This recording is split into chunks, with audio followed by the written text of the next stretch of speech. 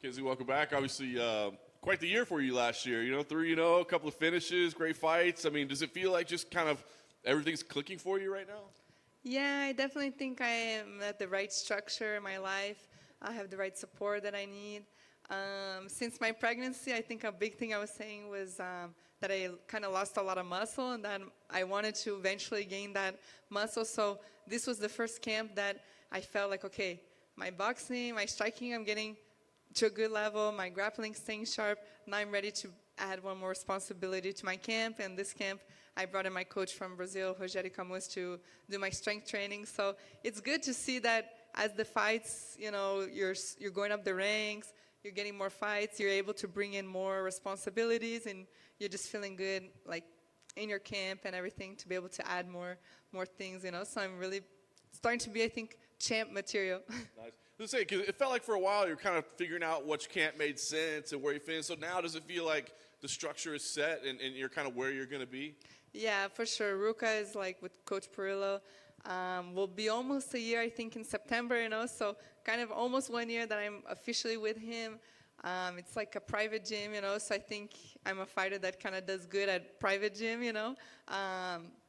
And yeah, it's like kind of he's been through all these champions, and it's cool when you have like my strength coach, my boxing coach, they have like this artwork that they want to do. I'm the artwork, and and I kind of just trust their process and let them do what they want with me, and kind of, I know that in the end they have the finished product that they want, and they're going to do a masterpiece.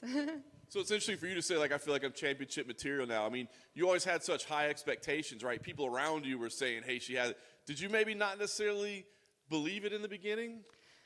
I believed it, but it wasn't like a focus for me, Like, of course, you go to fight, but for me, it was just to make money and kind of have that celebrity life, and go party after, It's just by myself, and I was kind of just enjoying the moment as it comes, I didn't take fighting as a strategy-wise. Okay, who should I fight next? How do I go up the rankings? It was just kind of the UFC, the public was doing it all for me, And then now, after my loss and the pregnancy, I had to take control of my career and start to figure out what I want, And now I'm just focused on the fight, on the belt, I don't think about, I think about party after the belt, to celebrate, But until then, I just have like the blinders on, and that's the only thing I see.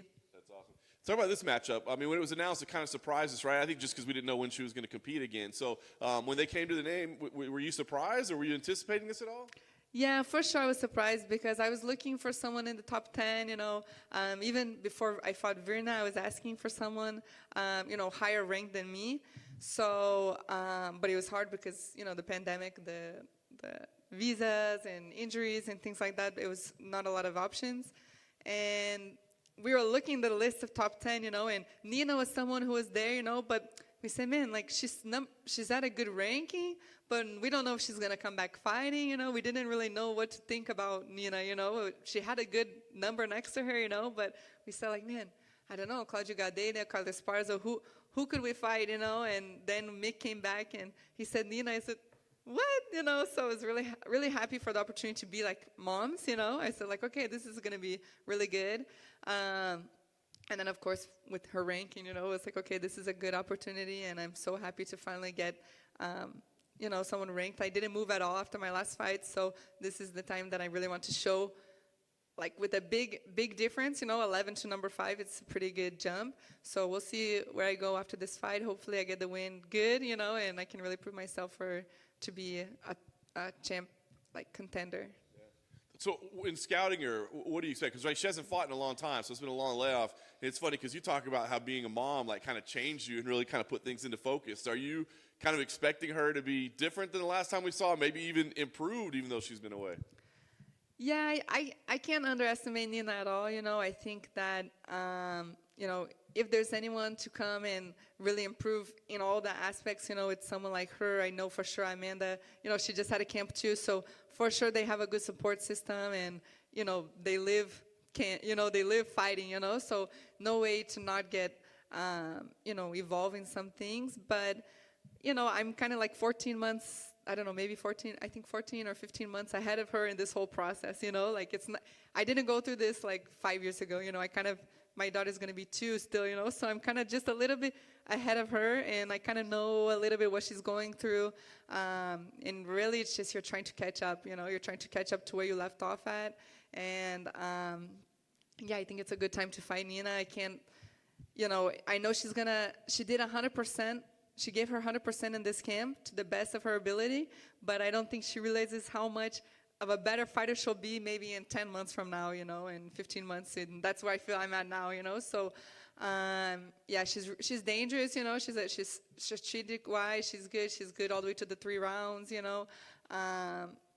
She has good takedown defense, but I like that it's a striker versus grappler, like it's a little bit more fish out of the water when it's completely striker versus grappler, But yeah, Nina's, you can't mess around. She's number 5 for a reason. So I think it will be exciting to see what her mom experience was compared to my mom experience, You mentioned Amanda. I know you're not fighting her, but is it intimidating at all to look over and see the GOAT in her corner over there? I've actually fought a girl that Amanda was in her corner too before on Invicta, so I'm kind of used to seeing Amanda in the corner, all the time, So definitely, I've always had so much respect for both of them. Before they offered the fight, we follow each other on Instagram and always talk to each other, So definitely see them as almost like friends, So yeah, I don't feel intimidated or anything like that. I think it's really nice, nice to be two moms, and enjoying this process. I know that no matter what, we're gonna have a connection, on whatever happens. Okay, I know what you're feeling, and I know she'll know what I'm feeling to get here, and yeah, I'm excited. Last thing for me, you said impressive win here would be big, and now you're focused on the belt. So what do you think? I mean, when you map it out, can you be there by the end of this year? Yeah, I think so, for sure. Like I said, all depends what happens on this fight. I think this fight's going to be a big determining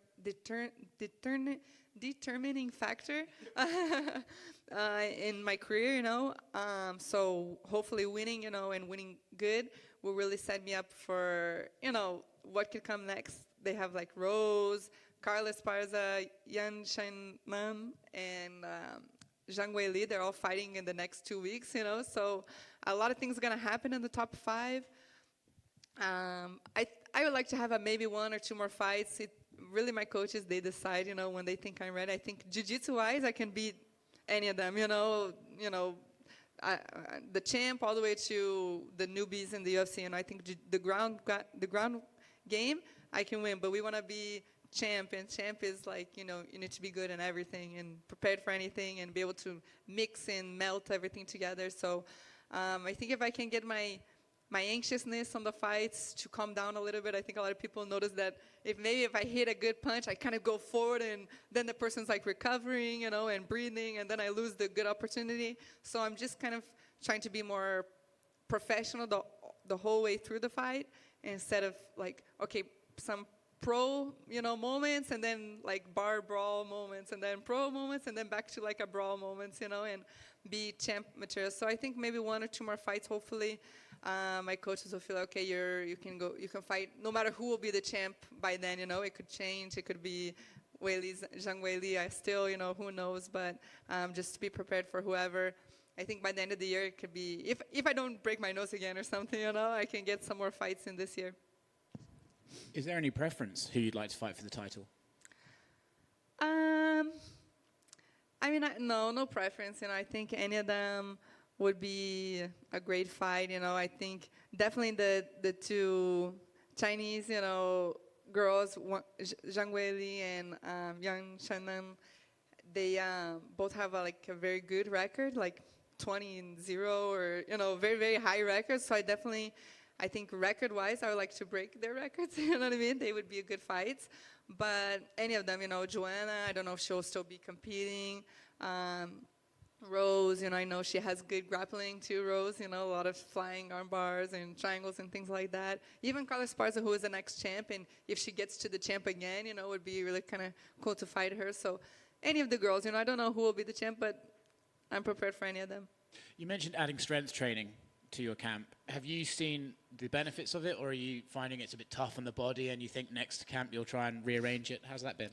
No, it's 100% the best thing for me right now. The confidence, my confidence went way high. Of course, jiu-jitsu, being a jiu-jitsu girl, are used to being smaller or maybe weaker, and we fight the absolute division. So I think me coming from jiu-jitsu, the strength training was never like, oh, I'm gonna lose this fight because I'm less weak, because I'm more weak or something like that. But now that I'm starting to take this whole thing like professional, and I see that when you get to the highest level and the technique is so similar, that little things like strength and cardio and having that little extra will make the difference, And I felt that in my camp, my confidence is to the next level, and now I'm like ready for my fight to finish, for my coach to come back to California and stay 2 months with me, and him to do his masterpiece with me and just change me and make me this, champ that can be a champ for a long time. Good luck. Thank you. Welcome back. You mentioned being a jiu-jitsu girl and then also combined with losing a little bit of muscle. Mackenzie, do you see that as an advantage, that you're able to make weight easier and that the muscle doesn't betray you in the later rounds? Yeah, like now I'm 120. I'm 120 pounds, and like my last camp, for example, I was 120, but now I'm the same weight but stronger. Like my legs are thicker, my arms are more defined. So I'm not gonna lie, I have traumas.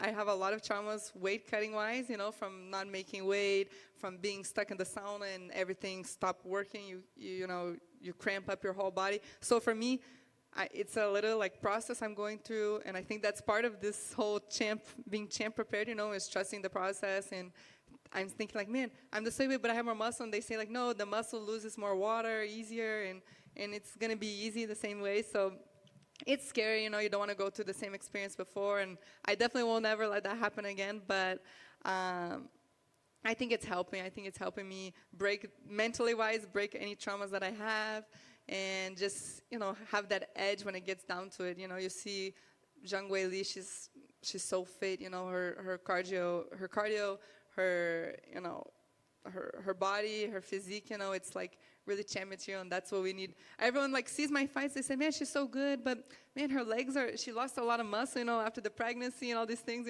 So now I'm trying to like not let people say anything about anything, my striking, my ground, my physique, everything, we're prepared for everything. Excellent. And you know what, look, I'll add to that, because we've definitely seen your progress, your evolution, because you look more patient in there. You have clearly gone past the traumas and look happy even in the second and third round, as opposed before you had this type of nervous energy. Yeah, definitely. I mean, that's all the mindset. I get so excited. You feel like I always felt that the strategy of the girls is to take me into the deep waters, into the second, third round. And I start to get a little, not panic like I'm gonna lose, but man, people are going to say, like, I didn't submit in the first round. She's going to start getting confident. You don't want the fighter to get confidence. You want to keep that confidence away. So you could tell that, like, if I went past the first round, I started to get like, oh, man, I need to finish. And then that anxiety that you go through kind of makes you lose good opportunities and things like that. And now I think my last fight was really good to show kind of the rest of the division that if they kind of try to come with this, I think most of the girls will do this strategy, like kind of make points and keep their distance, hit and walk away, hit and walk away. And I think in the end I was able to show like, yeah, it's okay. It's good to have strategy in fighting, but in the end, if you have like a lot of heart and a lot of dedication, like keep moving forward, and you want to go to the judge's decision, it's going to be risky because the judges see all of that, they see who's going forward, they see who keeps pressing the pace and things like that, and that's something that I think it's really hard to take away from me, So even if they try to go strategic against me like that, I think it won't work, because I just keep going forward, with calm and things like that, and yeah, I think that's that. Especially if you win one round and lose one round, the third they need to come close, And me being a grappler, that's good to get close, because that's a little bit more opportunity for me to take to the ground. Excellent. And I know it's still a couple of weeks away. It is your division. Do you see a new champion being crowned at the end of the month, or Zhang retains? And they asked me a lot that question. I think if there's someone to beat her right now, it's Rose, because me. Like I said, I'm looking at the belt already, So for me, I'm thinking Zhang Weili, you know, I think, okay, the way to beat her is the ground submission, like to submit her, you know, jump on her back, I don't know, anything, you know, jump on the legs. And I think that Rose has all of that. She has that style where she can do some flying arm bars. She goes for Kimura. She does these things, you know. But I think that Zhang Weili will keep the belt. You know, she just seems like she's at such a good moment in her life, you know, in her career. I don't know either of them personally, you know, so just by social media, you know, I follow both of them, and, you know, you can't judge too much by social media, but all I see of Zhang Weili is just training, you know, so it's really hard to think anything else about her than, man, she's just training, you know, and so I think it's hard to take her off right now, but if there's someone style-wise, I think Rose is the one to do it, you know. But I think right now she's just at a really good moment in her career, and I think that Jean will keep the belt one more time. All right. Thank you for everything. Best of luck on Saturday. Obrigado. Thank you.